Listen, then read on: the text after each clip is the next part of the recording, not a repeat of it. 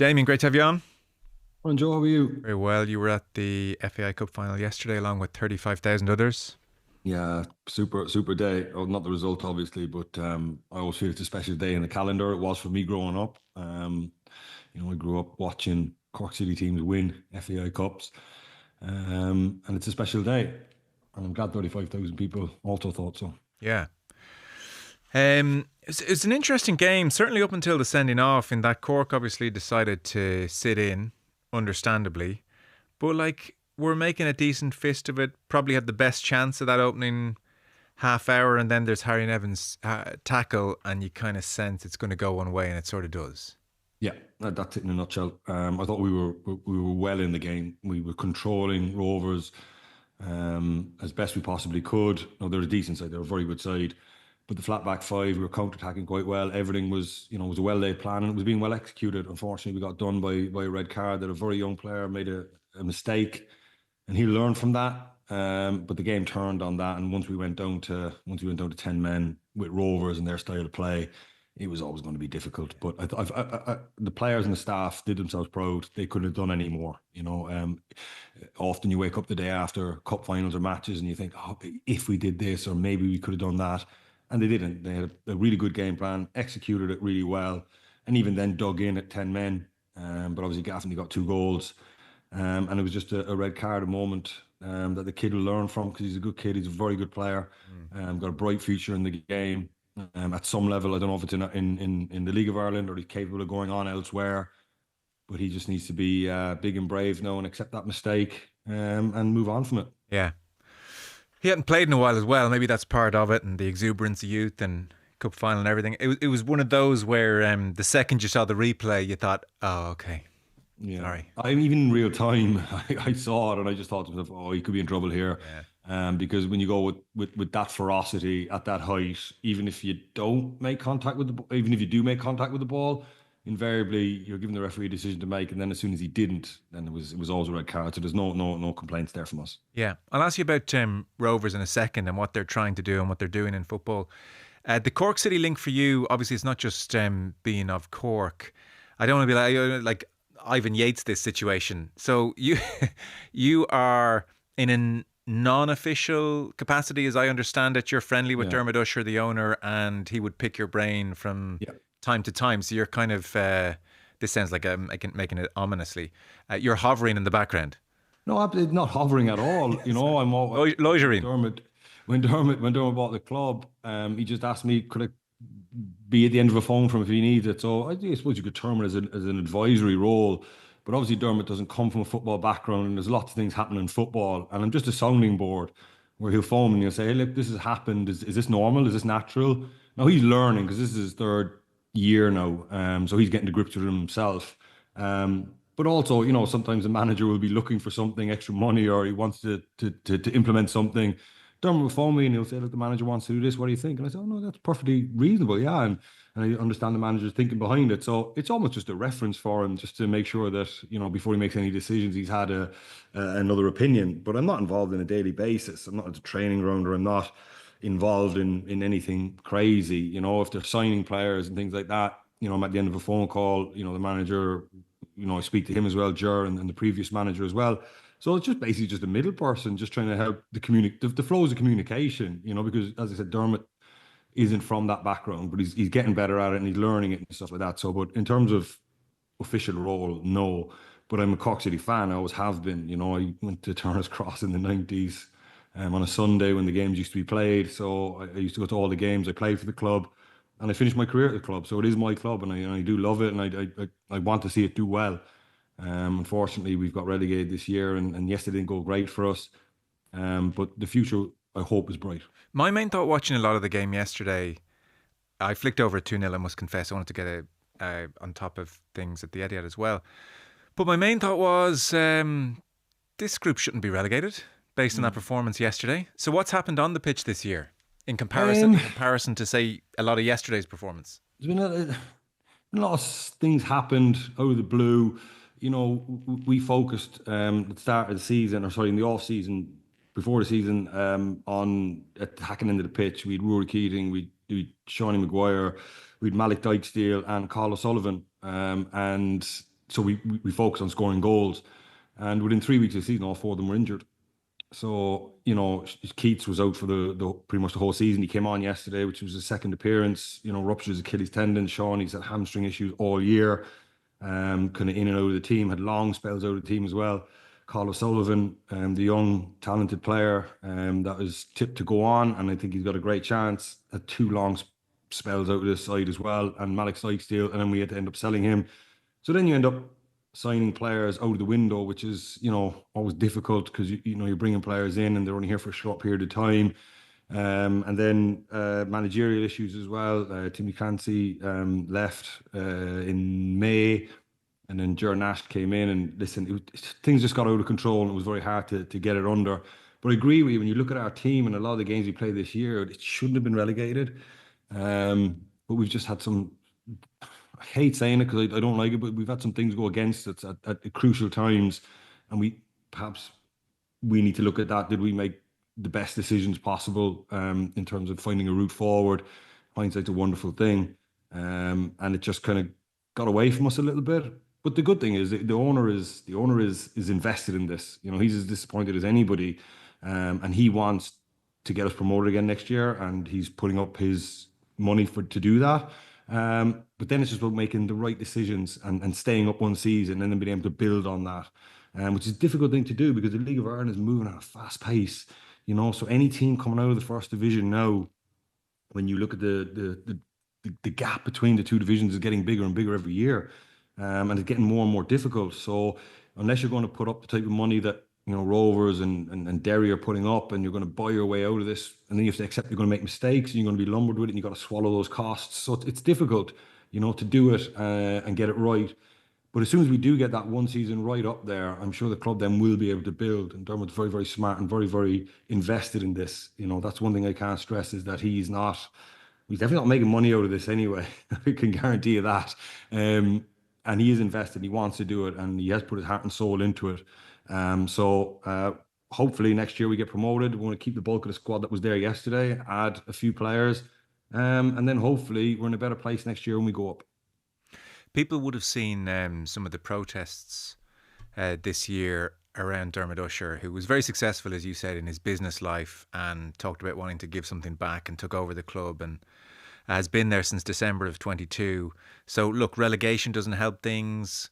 Fans have criticised the price of tickets, which are €25, and how that was communicated.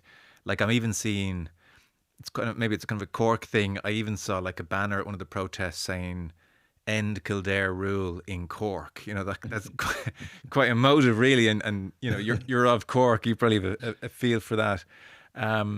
So something is being lost perhaps in translation. You talk about Dermot being very committed and doing this for the right reasons and not making money, and on the other hand a big cohort of fans saying we want this guy out. What do you think's fallen between the cracks there? I think communication's not been great, to be honest with you. That's one thing that I have said. I just think that we need to get on board with it. I mean, what I will say is this club has been relegated, but it will come back, and it is still going to be Cork City FC. I mean, there's been various editions, and this club has gone out of business several times, and it has been at death's door several times. It has been reinvented several times. The entity that's there now is in a really good position, all right, in terms of finances. We're in a great place to get promoted next year, but we just need to make, when the cog turns, you just make that leap and stay up that first year, and that's the important bit. Now, other clubs in Ireland are throwing huge sums of money at it, and that's fine. Dermot doesn't want to do that. He just thinks that, the word he uses is sustainable, and he wants to create a sustainable model to an extent. Obviously, you have to spend money, and he is spending money. Ticket pricing going up, I think that was a communication issue, to be honest with you. It should have been dealt with a little bit better, but he's going to learn from that as well, But we just got to plow on, really, and just see where it goes. As I said, I'm not involved in a lot of things that go on at this football club, so I wouldn't be able to give you a definitive answer on that. But what I will say is there's a really good manager in place right now. There's a really good assistant manager. They are as invested in this as they can be, and I'm sure they'll give it a go next year. Timmy Clancy did a great job getting us promoted out of the first division, and I'm sure Ger will give it equally as good a go. What Rovers are doing then obviously is worthy of comment as well, or your take on. First double at the club since 1987. They've won 5 leagues in the past 6 seasons. Stephen Bradley's talking about like we shouldn't just be aspiring to Conference League. We've got to be thinking Europa League. He seems very much committed for the long term. And it's a week where, I don't know, 10, 15 years ago, Irish football, although Dundalk did great things, but there does seem to be something kind of consistent about what Irish football is doing in Europe now. Like it's a week where they go and get a draw away to AEK Athens, who beat Aberdeen 6-0 in their previous game, and then you saunter back and you win the double, and you've got more European games. Your thoughts on like the standard of that Rovers are hitting, like what you make of the game yesterday, what you're making of the league in kind of general terms? I really like Rovers, what they're doing. They're a very good team, and I've watched a lot of them this year. And when you watch them play in the League of Ireland, you see why they do well in Europe, because they're a very European-based team. Possession, they're patient, they don't rush things, they don't force things. They recycle the ball, they keep moving it from side to side. It's a very European-based model, and they're doing really well in the Conference League. Now that league was created for teams like Shamrock Rovers, who probably were just off the standard of Europa League, even though Dundalk did really well to get in there. It's a huge leap to go from League of Ireland to the Europa League. So this Conference League was brought in as a stepping stone. And the more you play in Europe, the more confidence you get, the more confidence the manager will get, because he's managing every other week, or 8 games a season, and then getting into the knockout stages like they did last year. But the progression of that then is to get into Europa League. So the stepping stone or the bridge was your Conference League. You don't just set your sight to that. You use that as a bridge. So then when they get into the Europa League, it's not the same mystique, the same like, oh my God, we're playing against AEK Athens. They're like a huge team, which is potentially what happened previously. You get drawn in the qualifying round against a pretty big team. And all of a sudden it's like, these guys are way ahead of us, and it's too big a jump for us. And you don't have the confidence or the belief as a football club, as staff or as players. Whereas this Conference League is going to do that for Shamrock Rovers. And they're a very good team. There's no taking away from that. They're by far and away the best team in the country. And they're really well managed. They're really well run football club from what I see. And they got a nice brand of football. They're easy on the eye. You like watching them, and they dominate the ball. So congratulations to them. They're credit to the League of Ireland, and Stephen Bradley's done an amazing job. Yeah. Agree with all that. Is there any worry in the rest of the league that they've become this kind of powerhouse now? So 5 leagues in 6 seasons. Damien Duff kind of conjured up something fairly extraordinary last year. But that means they're in Europe every year. The prize money that goes with Europe is colossal by comparison to what's available for the rest of the league. You've Dermot Desmond and others kind of making sure that, money is not a problem. Is there a danger here that like Rovers could almost become something akin to a super club, and that they will win the league 8-9 years out of 10, and the European prize money will, really allow them to move away from that middle tier of the league, or no? If that happens, they deserve it, Joe. Because if they keep getting that prize money out of Europe, they do. But I guess not good for the league. You don't want it to become a thing where like, oh yeah, Rovers always win the Irish league. Well, it's up to other people to innovate. It's up to other people to find ways. Damien Duff did that. He caught Rovers on a down year. And look at the league this year. I mean, listen, they won the league, but they didn't win it by 20 points and had it wrapped up. It went right to the end. I'd say they did. You know what I mean? Like there's a bit of foot off. They still dropped points at the end. So I mean, the table is Derry ran them close. You're right. The league was always theirs, but it's not like a case of like Celtic up in Scotland for the last few years where they've been winning it by 20 odd points or whatever Celtic go on and win it by. Yeah. It's just up to other people to innovate. That's all I can say. I can't criticize them for it. I'm so not criticizing them for it. Like they are the exemplar. Like that, amazing. You want 10 teams like that. But I guess the worry for me would be with that European prize money, you create something of a behemoth, and it's the Bundesliga where Bayern win it every year, or 9 times out of 10 you have to cash them in an off year. Just don't want to be sitting.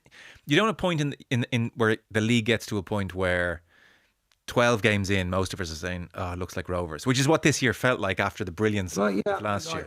Listen, I don't think that's Rovers' issue. They've got their house in order. They're spending their money correctly. They're running a really good ship there.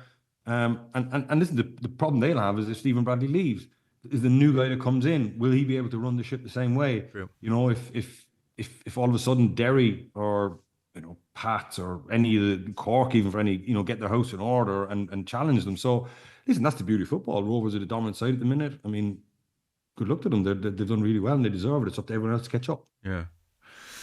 Well, I guess that sort of brings us to, in a way, there's a parallel with Liverpool, who over the summer people were saying, God, they're going to win the next five. And, well, they're not going to win this one. 5 defeats, first week in November, pretty much out of the title race, 3-0 win for City. They were so, like, just... flat doesn't capture it. Like they were almost in that first half, just like in the prone position. And at one stage, when City made the breakthrough, Gary Neville on commentary in Sky just said, well, they're just waiting to be beaten. Sometimes a team is just waiting to be beaten. And that's how it felt for a lot of that first half, in particular yesterday. Yeah, I scanned through the game this morning. I agree with you. I think Liverpool, huge midweek match with Real Madrid to see to take an awful lot out of them. I know Man City played during the week as well, but I just don't know if Liverpool can scale those heights and maintain it for, two or three times a week, really. It was a difficult game from them. They do look flat. They do look like they're lacking something. They haven't clicked quite yet. But on the flip side, that Man City was so good. That's so ominous for everybody else. Like that Pep Guardiola shadow is just getting larger every day. It is just, you can just see it coming that he's going to build another 5-year period of success with the way he's rebuilt this team. And now it just needs minor surgery every window. Liverpool haven't integrated their players. And on top of that, and I think it was with you last year, you look at Trent and Luis Diaz, there's a lot of production gone out of that team. Like a lot. Yeah. And Salah's, I think it was with you, I said, like, Trent is gone. I said, be careful what you wish for. Trent is gone, Diaz is gone. And if Salah has any sort of a drop off from like 30 goals down to, say, 16, or 16 is an incredible return for a winger. But like in terms of goals and assists, that's a hell of a lot that's gone out of your team. And if you're not playing well, and Liverpool at times last year when they won the league weren't playing well, but Diaz did something amazing, or like Salah did something, or Trent did something, invariably, like just a free kick. Like how many free kicks did Trent get last year when the game was 0-0 and we were all going, geez, Liverpool aren't playing that great. They're not as fluid as what they used to be, but they won 2-0.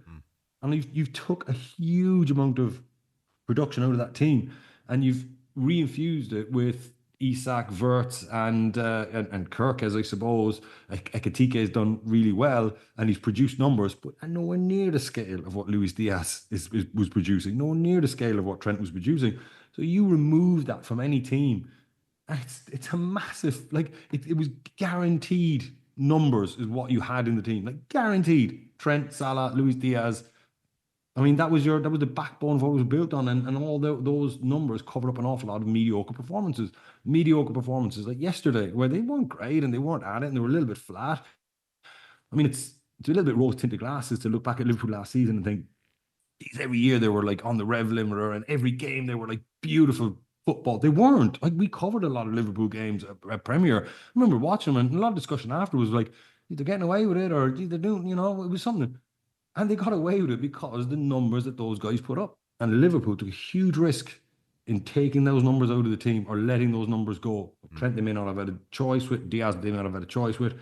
And we always said that Salah's ceiling, that drop-off was on the way. You can't maintain those numbers at his age group. Now he's dropped off to, he's still scored 20 goals a season, but it's down from, I don't know, what did Salah have last year, 35 goal involvements or something. Could be 15 to 20 now. That's a huge number to take out of the team. Trent, the same. So they need to figure out a way to make up those numbers because you're not going to play well every week. And it is a bit kind of rose-tinted glasses type to look back and say it, It's true. I so many Liverpool games last year at half-time, the sense was, geez, they were rubbish that first half. And then they went 2 or 3-0. There was a graphic. So Canary's having just a really up and down season. Like shocking against Crystal Palace. Then like probably their better defender against United. It was a different problem for him yesterday. It was more, he made a mess of when they gave away the penalty. Like Bradley had dealt with Doku that time and he came over and kicked it against Doku and the penalty happened and he got out of jail. But the thing yesterday, it was about 25 minutes in and a graphic came up on the screen of most touches and number 1 was Canade and then the next 4 or 5 were all City players. And in effect, you watched, it was a great graphic to put up because you watched the game with a new frame of reference and you realised, oh, they're giving the ball to Canade. Haaland's tied on Van Dijk. You're not playing out from the back. Everyone's pushed up and it's like, Canade, you play. And he couldn't get it going. Yeah. Yeah, well, see, listen, that's everybody does that. I used to always worry about that, Joe, when I was playing. Yeah, I don't want to be that guy. Oh no, no, no. Yeah, listen, I Someone knew man it. mark me. Listen, I knew it, and I took no offense to it. Okay. It's like Because a good get in your head is like, well, someone I, man marked me once. no, I understood what I was, and if they kept giving it to me, I just kept going off the front. So I was like, I'm not giving you what you want, and I'm not going to start forcing balls. You know what I mean? But then there was other days that teams would put somebody on you because they wanted to cut out those long balls or any balls that are dropped on the diagonal. And everybody tries to do it because if you let the ball go to Kanate, it's not as simple as that. The knock-on effect that then is okay, take away his simple passes. Right, that's the first thing you say. Take away the 5 yard pass to Gravenberch. So somebody go and stand on him. Take away the ball to the right back. Like go and stand on the right back. Force him now to hit passes that are a high degree of difficulty. Now he won't do what I did and just say, I don't care. It's going off the front. Yeah. Right? Because I know that if I start forcing balls in there with a high degree of difficulty, you're going to get turned over, you're going to get counterattacked. I understood what I was and I had no qualms with it. So I would happily just I would say to my number 9, just put on the second centre half. I'm going to drop balls in, right? Because if the midfield is squeezed up, there has to be a bit of space in there. Or I would say to my left winger, who would be Zaha, I said, Wilf or Balasti was playing at the time, I said, I am absolutely slinging this to the corner flag. So get ready. Like this is going. And I made no qualms about it because I understood what was happening. And I didn't care. So I took that element out. Whereas Kanate hasn't got that option. He can't just start slinging it. So once you start forcing him to make passes of high degree of difficulty, he will misplace a few. And they're setting nice little traps for him. And City knew that they could win it back. Also, then it stops Liverpool getting any sort of a rhythm, you know. So it's smart for Man City. It was absolutely smart, and it makes an awful lot of sense, because if you start letting Van Dijk have it, he'll start travelling into midfield with it. Now a midfield player has to commit to engage with him, and all of a sudden then he starts bouncing passes, and gaps and holes start opening up. That's just really clever for Manchester City. Yeah, they had a good day in a lot of ways. Obviously, their big players are playing well, but like the kind of the supporting cast, there was no Rodri, but Nico Gonzalez seemed to do very well there at the base. Like guys like Cherokee, Savino when he came on, Nico O'Reilly's looking after Salah, albeit Salah's maybe not the Salah of last year. Matthias Nunes at right back, midfielder, but it's like that kind of bunch. They're not blowing your hair off. They're not amazing. But like, I think they are. yeah, okay. I do, yeah, I do. I think he's rebuilt a squad. They're brilliant. I think Cherky's an amazing signing. I mean, what a machine he looks like. And he's So sorry, talk to me about him because I'm kind of looking at him going, yeah, but you could see just the fluidity he has, understanding of the game, the positions he runs into. He's a strong boy as well. Like a lot of people look at their technical aspects. Like you look at him, built pretty big boy. Like I mean, you're going to do well in midfield if you want to scrap per second balls. He's a quick boy and he's athletic and he'll get on them. You get nothing easy with that level of physicality. Phil Foden's a little bit different. If ball bounces between two lads, invariably you will take it off the likes of Phil Foden. But Cherky's a big, strong boy as well. Gonzalez, I mean, listen, he's like almost like a mini Rodri. He's just not as good, but it's pretty much a carbon copy. He doesn't have the same rhythm of passing, but he's still an incredibly good player. They picked up 47 million. Passing is exemplary. It's just not Rodri passing. It's a pretty good team. We cover Champions League games a lot, and sometimes you see teams come in and you go, oh yeah, and then you look at the bench and you're going, geez, they have a really strong bench. Foden's on the bench. They've got lots of strong players to come on now. And they're led, of course, by Erling Haaland, just the machine that he is. Yeah. So Doku was very. I mean, if they Doku, get a bit of that again. out of Doku. Doku's developing, isn't he? Like everybody was talking about Doku for the last couple of years. Oh, where's he going? What's he doing? Yeah. He seems to be coming into his own now. Pep invariably gets it right when he puts his faith in somebody and plays him every week. Like last year, and you're going, what does he bring to the table? What's he good at? You're starting to see it now. I think Savinho is going to go the same way. So what I'm saying is he's built a team that's at the bottom of a curve that's just going to shoot up over the next 4 or 5 years. And he's going to ride that curve to another 3 Premier League titles in 5 years and probably another Champions League. So it is incredibly impressive what he's done, Pep Guardiola, to rebuild from what happened to them last year. Yeah. It's a really well football club, whatever you think of them, off the pitch, their scouting networks, their player, their talent ID, their the way of going about it, the stadium redevelopment, everything at that club just looks pretty epic at the minute. I sent you an article Jamie Carragher wrote for the Telegraph. It was also on the Irish Independent website if anyone wants to check it out. So In effect, he was saying the Premier League is regressing. He picked the high water mark as that Liverpool City game in January 2019, which, anyone who watched that game, it was extraordinary. So, he talked about that time in the Premier League, more shots on target, more touches in the opposition box, more expected goals back when it was Guardiola facing Klopp. But then he broadens it out beyond just City and Liverpool and talks about the Premier League this season. The ball is in play for 55 minutes on average, which is 9 minutes less than it was for that game. And I appreciate it was that game between Liverpool and City 6 years ago. But he says that's worrying, like 9 minutes less in play. There is no dressing it up. The overall standard of the Premier League has significantly dropped since that 2019 high. He says, I'm not, never have been, never will be a football snob. Talks about loving Atletico and Diego Simeone and not thinking there's a right way to play. And he even said as well, too many teams recently came from the Championship and naively tried to replicate a risky possession game. Talked about it being ridiculous that goalkeepers and centre-backs ill-equipped to pass out from the back were trying to copy Guardiola. But he says, this season, it's gone too much in the opposite direction from top to bottom. Takes the throw-ins as an example. Have millions been invested on top players and coaching academies for this?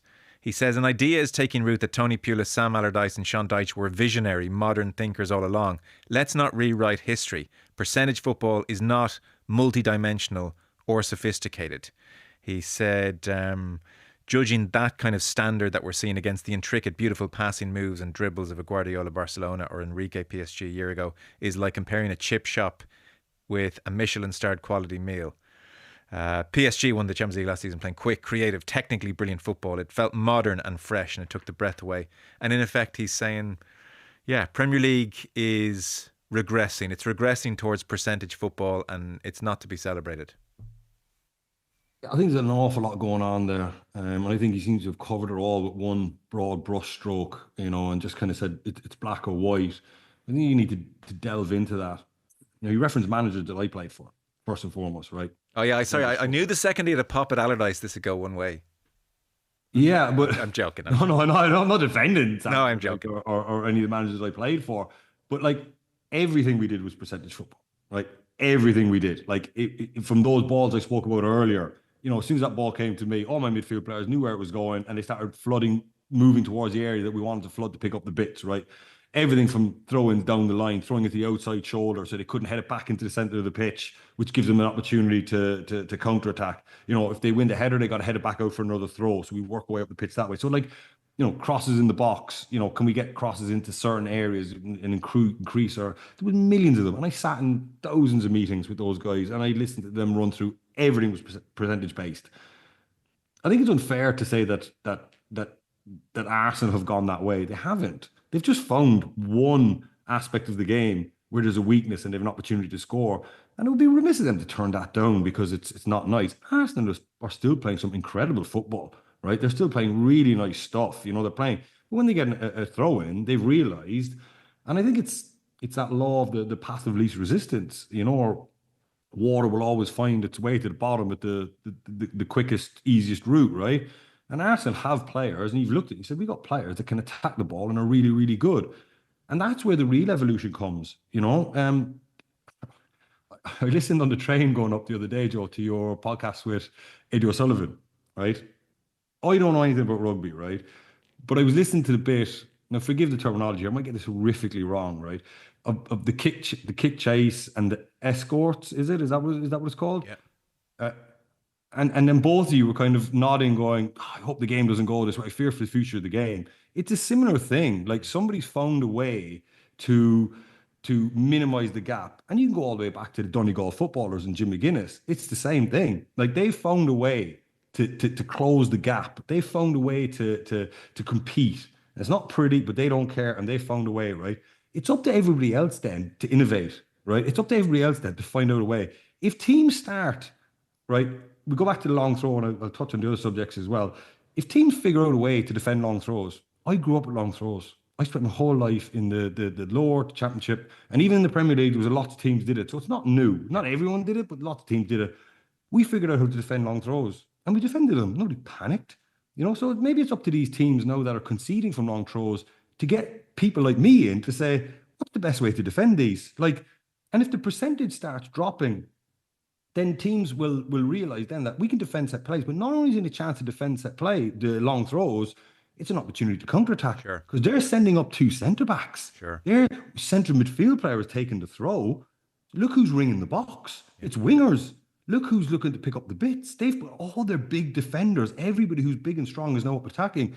If we can figure out a way to defend these, it is an incredible opportunity. And I guarantee you, if the likes of Arsenal start conceding from counterattacks, or all of a sudden everybody has to sprint 80 yards back to pitch, they might think, okay, we need to start reassessing this now. So people have figured out ways. It's up to everybody else to figure out another way around it.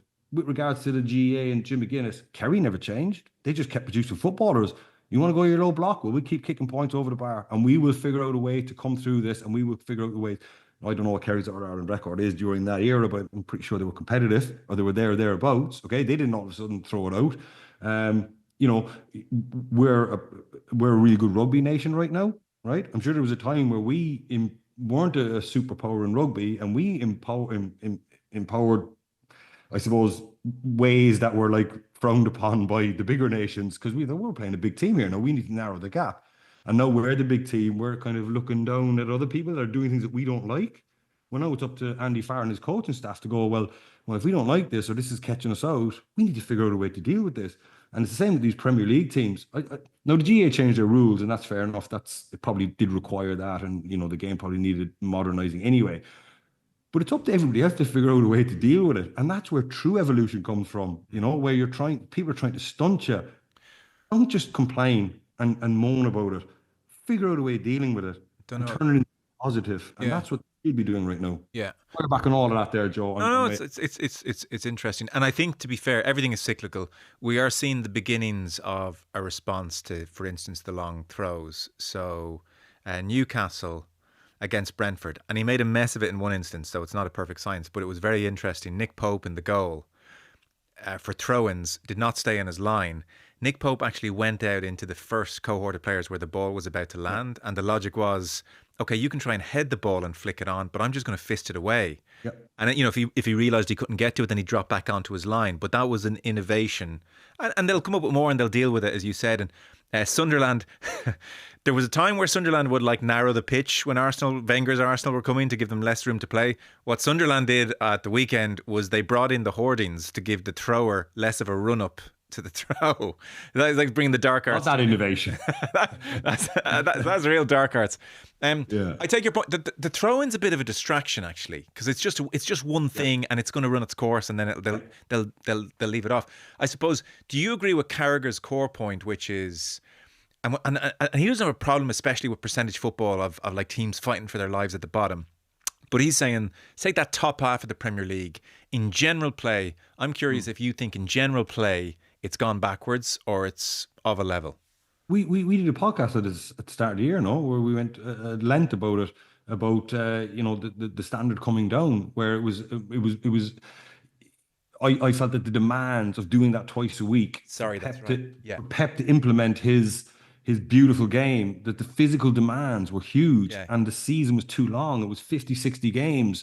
And he just felt like, I just can't do it because come post-Christmas, there's too many. It's a very intricate thing and it requires players to be too fresh. So we kind of ran through that. And I think that probably rings true. And I think most of those managers are saying, look, we just need to keep them on the bridle a little bit here. And maybe post-Christmas we can, but we can't be opening up into vast, expansive football because it is incredibly difficult physically to do the stuff that Pep wants to do in possession, like the movements, the sprints, the dummy runs, the running out of possession. It's bloody hard work. And now he's just said, look, we're just going to keep it all neat and tidy. So that's why I said with Carragher, he kind of covered it all with one brush, and then he kind of went into it.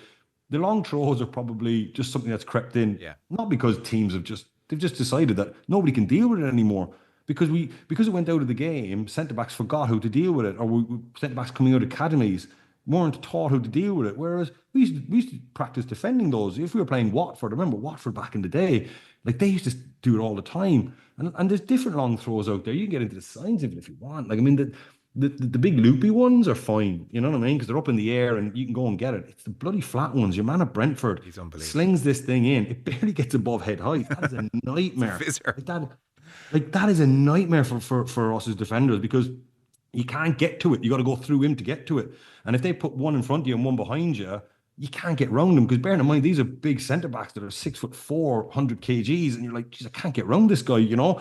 So it's the flat ones were a nightmare. Then you say, okay, fine, with corners, the rule of thumb with corners is get the first touch, right? So if the defensive team get the first touch, the percentage of scoring drops from like, I don't know, 80% to like 20%. Any first touch. Again, I'm regurgitating a stat from Sam Allardyce days because this is what he spoke about. So he would say to me, I don't care what happens, you get the first touch. You That's don't the have to clear it. that's the Nick Pope logic. Just get a hand on it. Right. But there's pace on corners, you see.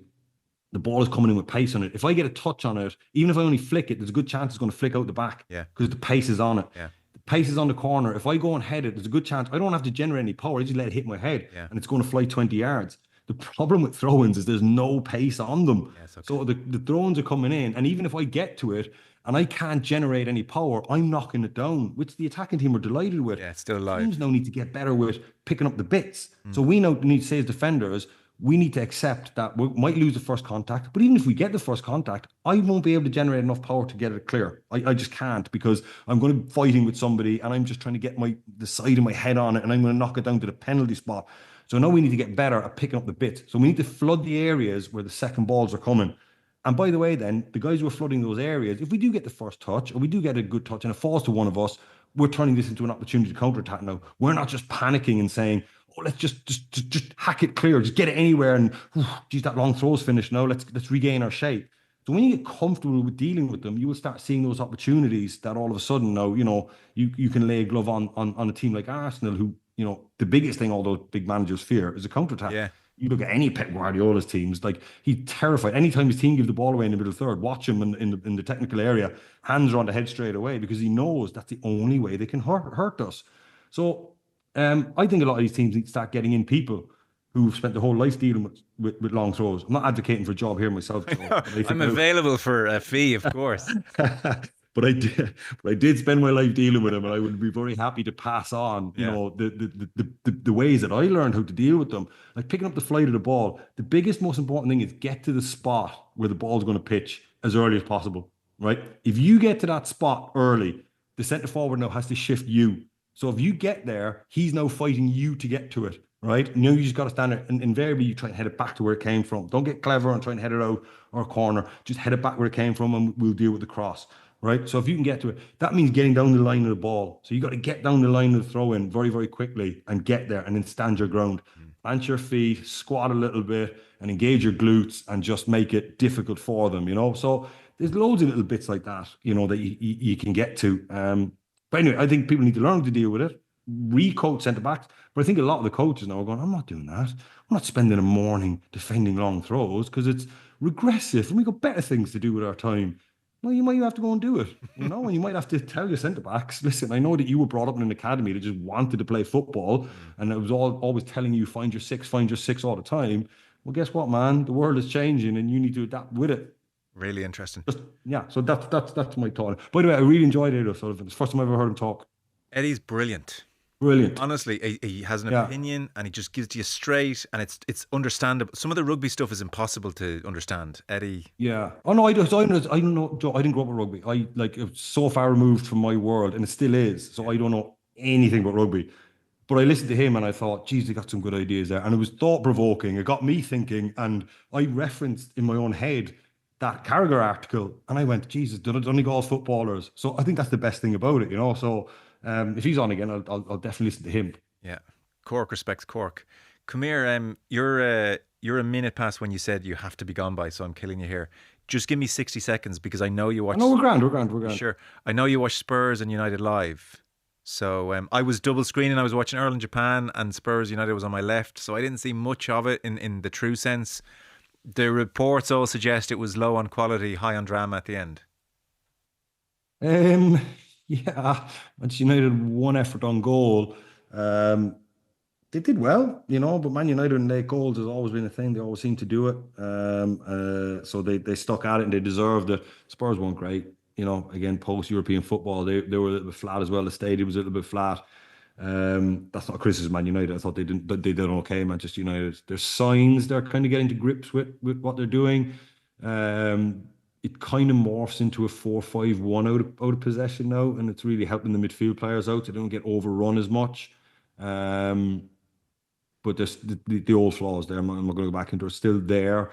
But there seems to be a little bit of confidence coming in, and he seems to be building a little bit of team spirit. And they'll probably finish top half this year, as opposed to bottom half, which was the biggest fear. When you look at Amorim's calendar year record, it was relegation for him, wasn't it? So he seems to be making strides. I still stand by what I said for the last few years. It's going to take 4 or 5 windows for players' contracts to run out, first and foremost. Yeah. Certain players that they need out of the building to run out and move them on.